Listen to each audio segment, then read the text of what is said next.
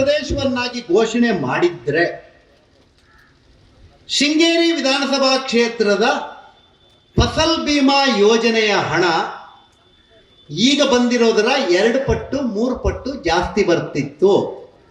ಫಸಲ್ ಬಿಮಾ ಯಾವಾಗ ಡಿಕ್ಲೇರ್ ಆಗುತ್ತೆ ಅಂದ್ರೆ, ಫಸಲ್ ಬಿಮಾ ಡಿಕ್ಲೇರ್ ಆಗೋದು ಈ ಇನ್ಶೂರೆನ್ಸ್, ಕ್ರಾಪ್ ಇನ್ಶೂರೆನ್ಸ್ ಡಿಕ್ಲೇರ್ ಆಗೋದು ಯಾವ ಆಧಾರದ ಮೇಲೆ ಅಂದರೆ, ಏನೋ DCC ಬ್ಯಾಂಕು, ಯಾವ ಆಧಾರದ ಮೇಲೆ ಅಂದರೆ ರಾಜ್ಯ ಸರ್ಕಾರ ಆ ಊರುಗಳನ್ನು, ಆ ಹೋಬಳಿಯನ್ನ ಅತಿವೃಷ್ಟಿ ಪ್ರದೇಶವನ್ನಾಗಿ ಘೋಷಿಸಿದಾಗ, ಸುರೇಶಣ್ಣ ಕರೆಕ್ಟಾಗಿ, ಸತೀಶಣ್ಣ ಸರಿ ಕೇಳ್ಕೊಳ್ಳಿ, ಆಗ ನಿಮ್ಮ ಇನ್ಶೂರೆನ್ಸ್ ಜಾಸ್ತಿ ಆಗುತ್ತೆ. ಆ ಕೆಲಸವನ್ನ ಮೋದಿ ಬಂದ್ ಮಾಡಕ್ಕಾಗಲ್ಲ, ಶಿವರಾಜ್ ಸಿಂಗ್ ಚೌಹಾಣ್ ಬಂದ್ ಮಾಡಕ್ಕಾಗಲ್ಲ, ಶ್ರೀನಿವಾಸ್ ಪೂಜಾರರು ಮಾಡಕ್ಕಾಗಲ್ಲ. ಅದನ್ನ ಸನ್ಮಾನ್ಯ ಈ ಕ್ಷೇತ್ರದ ಶಾಸಕರಾದ ರಾಜೇಗೌಡರು ಮಾಡಬೇಕು. ಅದನ್ನ ಮಾಡಿದ್ರ, ಅದನ್ನ ಮಾಡದೇ ಇರೋದ್ರ ಪರಿಣಾಮ ನೋಡೋ, ಇದನ್ನೊಂಚೂರು ಆ ಪೇಪರ್ನವರಿಗೂ ಒಂದೊಂದು ಕಾಪಿ ಕೊಡು, ಯಾರು ಆಸಕ್ತಿ ಇರೋರು ತಗೊಂಡ್ಲಿ. ಅಣ್ಣ ಒಂದು ನಿಮಿಷ ನನ್ನ ಭಾಷಣ ಮುಗಿ ನೋಡಿ, ತಡಿಯೋಣ ಒಂದು ನಿಮಿಷ ನೋಡಿ. ಇದು NR ಪುರದ ಇನ್ಶೂರೆನ್ಸ್ ಚಾರ್ಟ್. ಇದು ಇನ್ಶೂರೆನ್ಸ್ ಚಾರ್ಟ್ ಈ ವರ್ಷ ಬಂದಿರೋದು. ಇದಕ್ಕೆ ಆಡುವಳ್ಳಿ ಗ್ರಾಮ ಪಂಚಾಯತಿಗೆ 23-24ನೇ ಇಸ್ವಿನಲ್ಲಿ 47,333 ರೂಪಾಯಿ ಬಂದಿತ್ತು ಎಕರೆಗೆ. ಈ ವರ್ಷ 29,666. ಆಡುವಳ್ಳಿ ತಾಲೂಕು ಕಾಂಗ್ರೆಸ್ ಅಧ್ಯಕ್ಷರ ಊರು. ಬಿ ಕಣಬೂರು ಹೋದ ಸರಿ 54,300, ಈ ಸರಿ 23,999. ಬಾಳೆ 50,152 ಹೋದ ಸಾರಿ, ಈ ಸಾರಿ 20,666. ಬನ್ನೂರು ಹೋದ ಸಾರಿ 48,600, ಇದು ಒಂದೇ ಪುಣ್ಯ, ಈ ಸಾರಿ 45,800. ಗುಬ್ಬಿಗ ಹೋದ ಸಾರಿ 51,152, ಈ ಸಾರಿ 20,666. ಹೊನ್ನೆಕುಡಿಗೆ ಹೋದ ಸಾರಿ 53,000, ಈ ಸಾರಿ 25,000. ಕಡಿಂಬೈಲ್ ಹೋದ ಸಾರಿ 47, ಈ ಸಾರಿ 25. ಕಾನೂರು ಪಂಚಾಯಿತಿ ಒಂದು ರೈನ್ ಗೇಜ್ ಹಾಳಾಗಿತ್ತಂತೆ, ಕಾನೂರು ಸೀತೂರ್ದು. ಹಂಗಾಗಿ ಪಕ್ಕದ ಊರಿಂದು ಕೊಪ್ಪದ ತಗೊಂಡ್ರಂತೆ. ಅದಕ್ಕೆ ಕಾನೂರಿನವ್ರಿಗೆ ಹೋದ ಸಾರಿ 47,000, ಈ ಸಾರಿ 72,000. ಕರ್ಕೇಶ್ವರದವ್ರಿಗೆ ಹೋದ ಸಾರಿ 49, ಈ ಸಾರಿ 40. ಮಾಗೊಂಡಿಗೆ 54, ಈ ಸಾರಿ 28. ಮೆಣಸೂರು ಹೋದ ಸಾರಿ 47, ಈ ಸಾರಿ 25. ಮುತ್ತಿನಕೊಪ್ಪ ಹೋದ ಸಾರಿ 47,600, ಈ ಸಾರಿ 36. ನಾಗಲಾಪುರ ಹೋದ ಸಾರಿ 47, ಈ ಸಾರಿ 25. ಸೀತೂರ್ ಪುಣ್ಯ ಹೋದ ಸಾರಿ 47, ಈ ಸಾರಿ 72.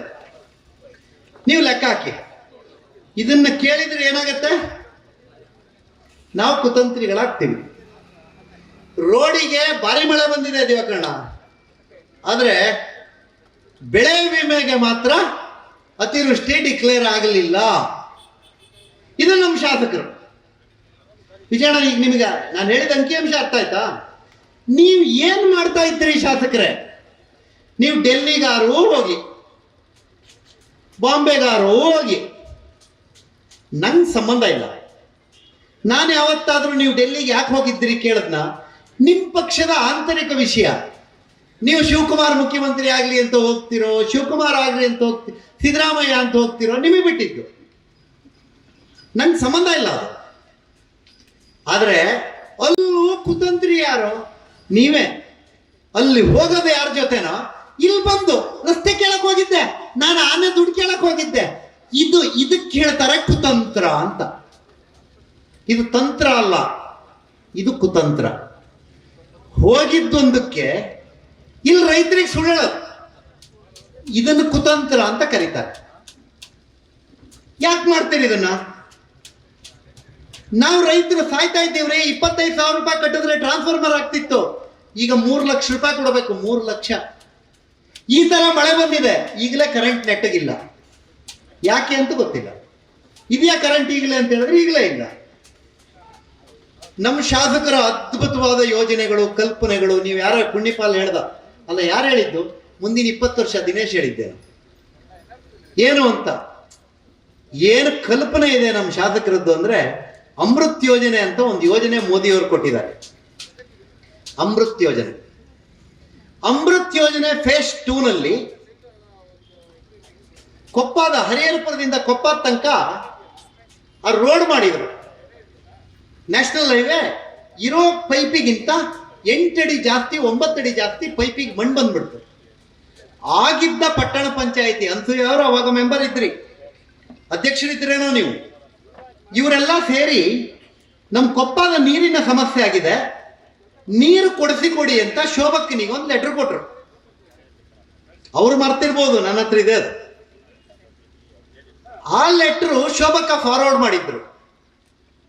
ಶ್ರೀನಿವಾಸ್ ಪೂಜಾರರು ಬಂದ ಮೇಲೆ ಪೂಜಾರರು ಒಂದಿನ ಕೇಳಿದ್ರು. ನಾವ್ ಹೇಳಿದ್ವಿ ಅಮೃತದಲ್ಲಿ ಕೇಳಿದ್ವಿ ಕಣ್ರಿ, ಅಮೃತ್ ಯೋಜನೆನಲ್ಲಿ ಕೊಡ್ಬೋದು ಅಂತ. ಆ ಮಹಾನುಭಾವ ಪೂಜಾರರು ಹೋಗಿ ಅಮೃತ್ ಯೋಜನೆದು NR ಪುರ ಕೊಪ್ಪಕ್ಕೆ ದುಡ್ಡು ಕೊಡಿಸ್ಕೊಟ್ರು. ಕೊಪ್ಪದ್ದು ಹರಿಹರಪುರದಿಂದ ಕೊಪ್ಪ ತನಕದ ಮೇನ್ ಪೈಪ್ ಲೈನ್ ಮಾಡ್ಬೇಕು ಇವರು. ಅದು ಬೇಕಿರೋದು ನಮ್ಗೆ. ಅಲ್ಲಿ ಬೇಕಿರೋದು 3 ಪಂಪ್ ಹೌಸ್ಗಳು ಹೊಸ್ತು ಮತ್ತು ಹರಿಹರಪುರದಲ್ಲಿ ಹೊಳೆ ನೀರಿಗೆ ಒಂದು ಫಿಲ್ಟರ್, ದೊಡ್ಡ ಫಿಲ್ಟರ್ ಹಾಕಿದ್ರೆ ಕೊಪ್ಪ ಜನ ನೆಮ್ಮದಿಯಿಂದ ಈ ಇಲಿ ಎಲ್ಲ ಬಿಟ್ಟು ಆ ಇಲಿಕೆರೆ ನೀರು ಕುಡಿತಿದ್ರು. ಅದನ್ನಾರು ನೆಟ್ಟಕ್ಕೆ ಕುಡಿಯಂಗದಿಯಾ? ಮೇಲ್ಗಡೆ ಒಂದು ಲೇಔಟ್ ನಿಮ್ದೇ ಲೇಔಟ್ ಆಗ್ಯದ. ನಾವೇನ್ ಚಳವಳಿ ಮಾಡಿದ್ರು ನೀವೇನ್ ಕೇಳಲಿಲ್ಲ, ಅದನ್ನ ನಿಮ್ದೇ ಲೇಔಟ್ ಮಾಡ್ಕೊಂಡಿದ್ದೀರಿ, ಗಲೀಜ್ ನೀರು ಕುಡಿಸ್ತೀರಿ.